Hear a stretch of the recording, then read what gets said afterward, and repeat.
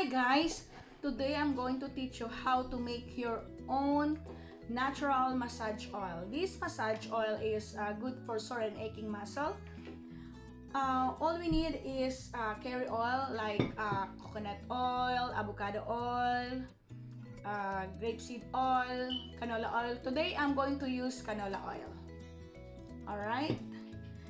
And also we need eucalyptus essential oil. And also lavender essential oil, and most especially my secret, ginger, fresh ginger. So what we're gonna do is we put only, this is 400 ml of canola oil, we just only put 100 ml. Alright, okay. Alright guys, so this is 100 ml. Now we're going to put the ginger. And next, we need also 30 drops of eucalyptus oil.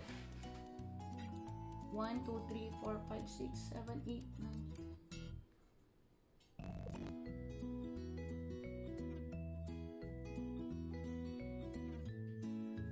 30. So 30 drops of eucalyptus oil. Next, also we need 20 drops of lavender.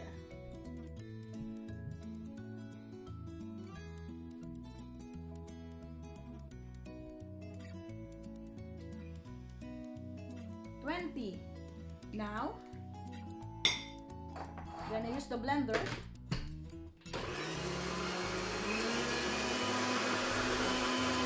Now I'm done mix all the ingredients. So make it sure that the texture, you didn't feel anything. It's very smooth, okay? Now what I'm going to do is I'm going to put all this in the oil. Alright, here we go. Then we're gonna mix it. Put this one here. And okay guys, simple, right? And easy. So now you have your own natural and organic massage oil. Okay, now we're gonna test. Look, just little. Try to rub it. Smells so good, and this is good for also for a dry skin. Okay, so next time I'm going to teach you how to make your own perfume using essential oil and oil. And so please like and subscribe for more videos and tutorial. Okay, bye.